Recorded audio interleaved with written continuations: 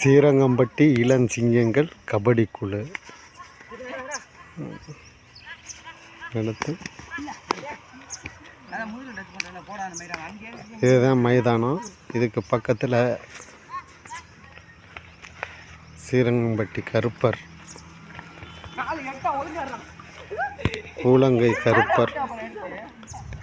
இந்த சாமி வந்து கூழங்கை கருப்பர். மக்களை ஷேர் பண்ணுங்கள், லைக் பண்ணுங்கள்.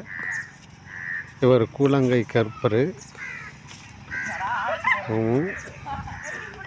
இதுக்கு பக்கத்திலே தான் பசங்க வந்து கபடி விளையாண்டு கொண்டு இருக்கிறார்கள். இளஞ்சிங்கங்கள் கபடி குழு.